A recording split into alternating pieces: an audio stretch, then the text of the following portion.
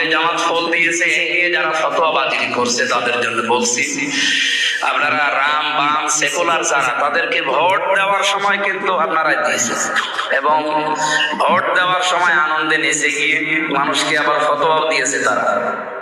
জামাত ইসলামী বাংলাদেশকে ভোট দেওয়া জায়েজ নেই এরকম কথা বলেছে, অনেকে হারাম পর্যন্ত বলেছে।